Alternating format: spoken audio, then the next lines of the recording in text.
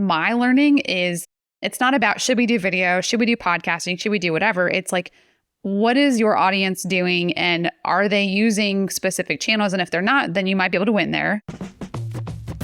I'm Jonathan Gandalf, and welcome to the Content Cocktail Hour, powered by The Juice. Our mission is to squeeze out the deepest secrets of B2B marketing professionals to help you push your brand to the forefront of the industry. Let's raise the glass. I'm thrilled to be joined by Ali Schwanke, founder at Simple Strat today, to discuss all things marketing. We're going to be talking about going back to the basics in marketing, and we at The Juice have become big fans of her and how they've kind of seamlessly woven together their own brand with some of the sub-brands they've created and how they're also helping their clients. So it's going to be a fun conversation. Ali's one of our favorite people. So Ali, thanks so much for being here. Yeah, thanks for having me. I'm excited to jump in. Of course. Ali, as I mentioned, we're big fans of Simple Strat. Love the content you create. We've been partners for a while now, and you might not even know this, but you're somebody we point out a lot to prospects and customers of people who are doing content really well. But maybe before we dive into that, I'd love in your own words, share a little bit about your background and a little bit about Simple Strat in your own words. Sure. Well, for people that don't know who I am or even who our company is, if you go to YouTube and type in HubSpot, you typically are going to find the HubSpot channel, but then you're going to find another third-party channel that is the unofficial channel for HubSpot tutorials, and that's HubSpot Hacks. That's run by myself and my team. You'll see myself, Tyler, and Will from our team, and we'll soon have others on that channel as well. But we're a sales and marketing firm that helps people get more out of HubSpot. And that's whether it's strategy, marketing strategy, HubSpot build, customization, all things. People call us like the HubSpot experts, I'm the HubSpot queen. I don't think that's true. I actually think like there's a lot more people on my team that are way smarter than me. And then execution on the platform. So my background is content creation, and obviously like that shows, but we just love helping companies get more out of it every single day. And content is the way that you go to market now. And it's the way that people find you. It's the way they earn trust. And my goal is every conversation that we have with someone, whether potential or current or trying to re-engage, we have a podcast episode, a YouTube video, or a blog we can point them to as a way to start the conversation. I love that. The cliche content is king. It's nice to be joined by the HubSpot queen today. Queen, yeah. Yes, that's awesome. That's true. Well, Ali, this is the Content Cocktail Hour. So as our listeners know, we always like asking our guests, what are they enjoying drinking nowadays?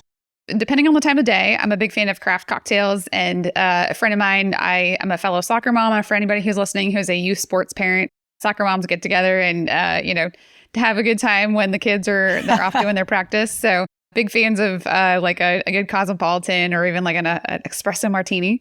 But then during the day, I'm a big fan of like flavored water. I've been into the flavored water kick. Not sparkling, but just a little bit of like a water jug with fruit in it or something like that.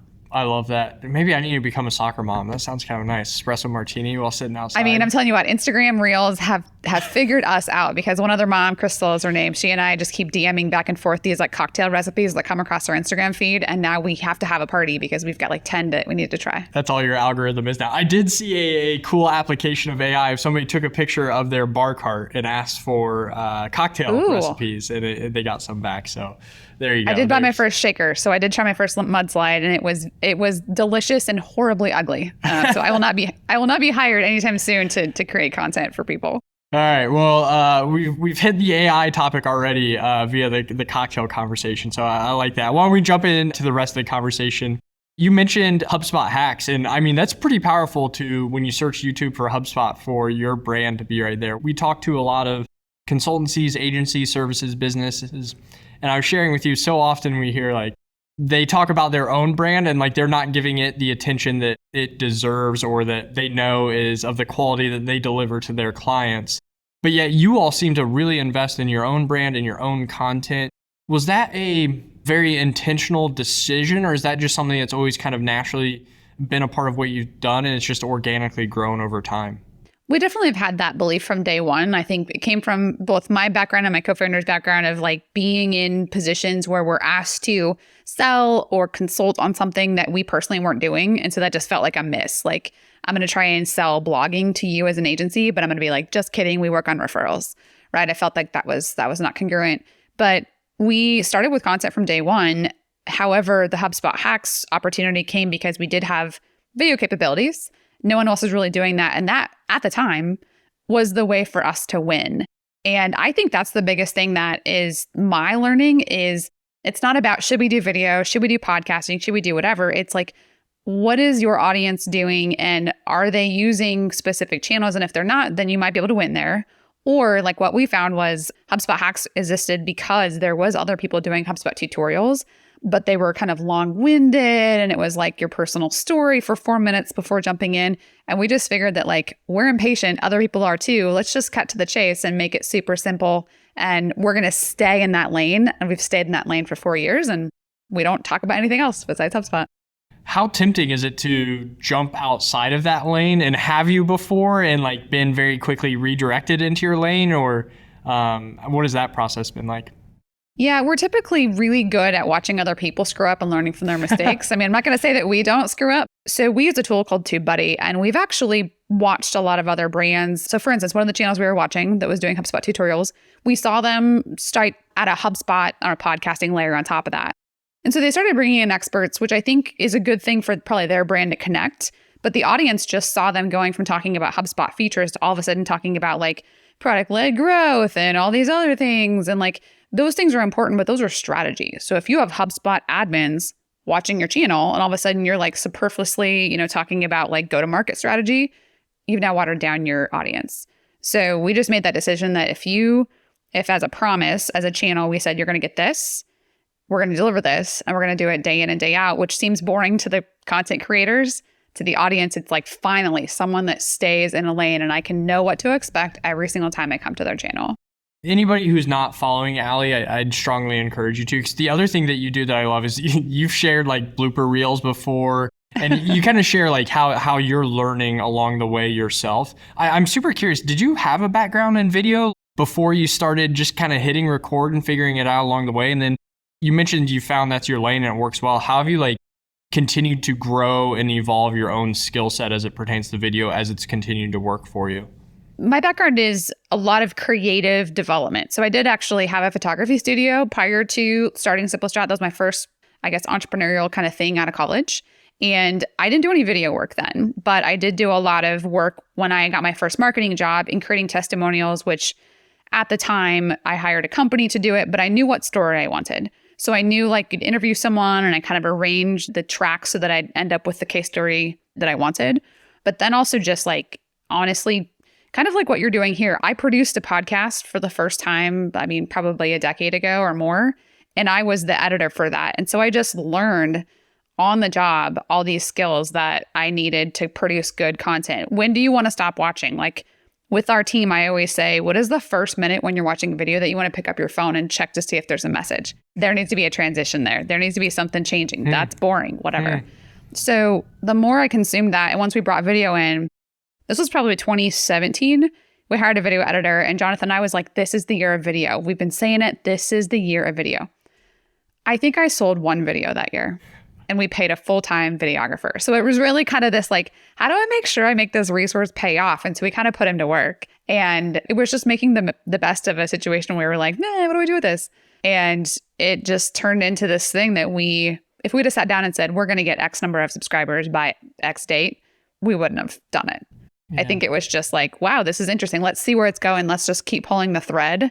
And then once the thread gets out far enough, can we build any predictability around this? And that's kind of what we've done so far.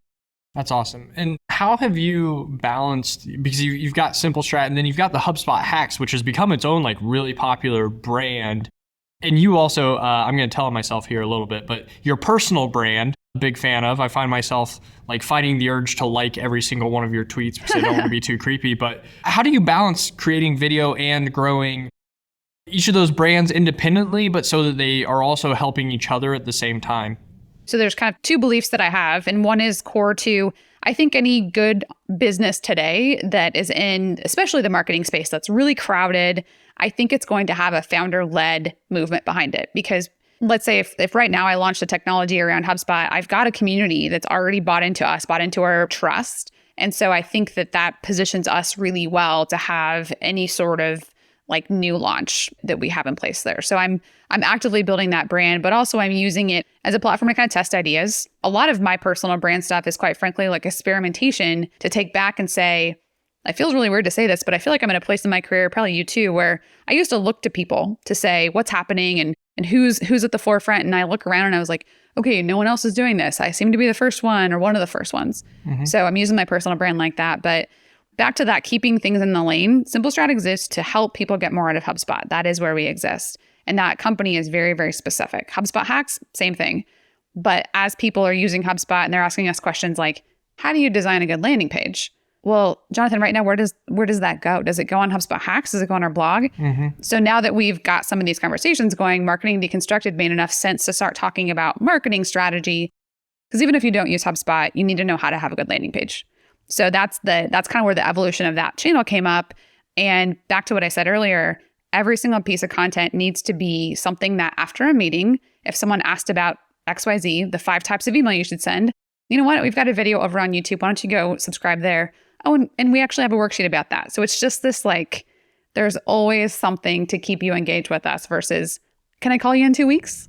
Yeah, I talk about the network effects of content all the time. And I think that's exactly what you just described. I hate using the word because it's kind of cliche, but it's almost this journey, right? Like it's not a transactional, somebody's going to sit down and read a blog post and like be done. I think so much of what good content is it starts this journey of learning or exploring or curiosity. And the more you can connect those pieces, the better. Yeah. So separating those all out right now requires a good amount of, there's a lot of planning. Let's be honest. Like you have to be really good at the kind of boring stuff. But I think for Marketing Deconstructed specifically, like by the time this comes out, that'll probably be live. But that new podcast is actually a very different format. So there's 2 10-minute episodes that are short about a specific topic. And then the guests are actually the bonus episode. Again, we're holding true to our value proposition of short, practical stuff I can implement today, not really vague where the market's going, what we're thinking about with AI. Like if you want that kind of conversation, awesome. Go listen to HubSpot's Against the Grain with Kip. Like that's awesome. The marketer in the trenches needs to know, okay, I need to improve this email open rate. Well, like, what do I do? Right. It's incredible. This will be our 9th or 10th episode of relaunching the Content Cocktail Hour. And this has just been such a theme of good B2B content is so like, it's tactical. It's supposed to be helpful. I think it's so easy for marketers, myself included. I've been guilty of this in my past to like talk about whatever the trending, like very like sexy thought leadership topic is of the time, that, the flavor of the week. And you'll probably get good LinkedIn interaction. If you're creating B2B content, so many times people are engaging with B2B content because they want to be better at their job or they've got a very acute pain point they are like actively in the middle of on a different monitor, like trying to solve. They don't want to know what does AI mean for the future of content marketing. They want to know, how do I build this email campaign, right? Like they are really looking for that very acute kind of solution in that moment. You mentioned Marketing Deconstructed. So this is kind of like another exploration for you. I'm curious, based on what you said earlier, of like, you kept doubling down on video because it was working. When you launch something new like Marketing Deconstructed, how quickly do you know if that's something you should continue to invest in? And how are you measuring the success or the decision to say like, yes, this is working, we're going to keep doing it? Or, you know what, that was an experiment, it didn't work, we're going to go back to video and only exclusively video and what we're doing well there. Yeah, well, the interesting thing about Marketing Deconstructed, at least at this point in time, is it is both a YouTube channel and a podcast. So the goal is to be able to talk about something within the podcast. So let's say, for example, one of the podcast episodes, we talk about what makes a good podcast. And we've got a gentleman who has done tons and tons of audits on what makes a good podcast. And spoiler alert, it has nothing to do with your microphone, people, literally nothing. But we talk about the building blocks. And so actually the episodes prior to that talk about how to get more leads from your podcast. They talk about how to find podcast guests. And then the YouTube video is actually like how to do it inside of HubSpot and the system. So we're taking something that's more audible step by step and then actually showing you.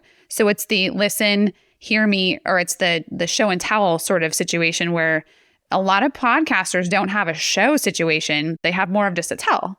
And when they move to like a tell, they just kind of publish like the recording like we're talking right now, but there's nothing more than the talking head. So the goal is to kind of rope that together. But to go back to your previous question, to know if something's working for me, I've got a couple of North Star metrics that I'm looking at. Subscriber growth, newsletter growth, but at the same time, who's willing to share the content? If I send it out and I say, would you mind sharing this with your network? And they don't, that's an instant like, I'm not sure about that. But I've been testing a message to respond to people that register for our webinars. And they say, hey, looking forward to your webinar, see you on Wednesday, whatever. And I'll respond and I'll say, did you know we had this new YouTube channel? And my response yesterday was, awesome, I've already watched all the videos. When's the next one? So that gives me some good insight as to, okay, great. I think the other thing, and this is my last tip here. I always ask in email, in LinkedIn messages, like, what video ideas do you have for me? What podcast ideas do you have for me?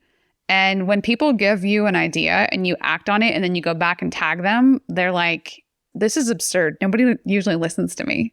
So if you want to create like a community effect, like that right there is killer. That's awesome. I love the podcast pairing with the video and like the actual like, and here's how to do it. That's really smart. And I also think the nugget of judging success by like just asking your network to share. It reminds me, Jay Acunzo's talked about people like replying to his newsletter, just being hey, this really good newsletter, whatever. And it's, yes, you can technically measure a reply rate, but it's not about measuring it. It's just about like feeling that and like that very like anecdotal, like raw reaction to something, I think is for the most part immeasurable, but very, very impactful. Yeah, definitely. Maybe beneath kind of a thread beneath all of this is you're creating content for a services business. You and I've talked a little bit about like how much of B2B content out there is, not for services businesses. How big of a difference is that? Is it the same? Is it different? How do you all approach that? And how should maybe others who are listening to this think about approaching content from one way or the other? Yeah, if you sell services, I think the hardest part about being a marketer today is if you go try to get insight on something. So how to run an email campaign, how to do a webinar, whatever, you're going to find advice from brands that are written to market products. You and I were talking about, like, if you go into Apollo, which I love Apollo, if you go to one of their webinars on how to do cold outreach, how to do lead gen, whatever, those are typically going to be problem-based, product-based sequences. Well, when you buy services, you buy from a person, you buy based on trust, and you're also trying to figure out how to build this relationship out of thin air. And so that's where your content comes in, and that's where following on LinkedIn is important. That's where someone can hear you on a podcast like this is important. That's where webinars are important. And yet I find so many times in the services industry, they want, in terms of like marketing and sales teams, want to, or even founders want to microwave that. And so I don't know about you, but I will hear like, we've been following your channel for a year. I've been liking all of your stuff. We now have budget. And so I'm seeing an increase in what I would call LinkedIn and YouTube and podcast lurking activity. They don't subscribe to the podcast. They don't subscribe to the channel. They just, every time you post something, they go consume it and they just wait for you to post it again. So it's hard to measure that. But services companies, that's what we're doing. We're trying to understand, do I trust Jonathan enough to follow his content? Do I trust him enough now to seek his advice? And now do I trust him enough to know that if I get on a call with him, he's not going to try and sell me something. He will actually help me versus sell me.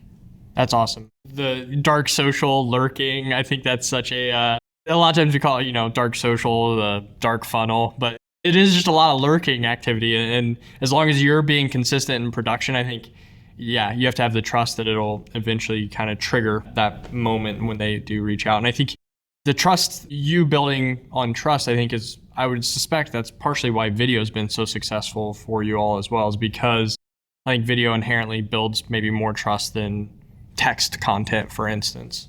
Yeah, there's a book that I tend to share when it comes to this sort of trust building thing, and it's called Oversubscribed, and they talk about building relationships in the 7-11-4 rule, I think is how he talks about it.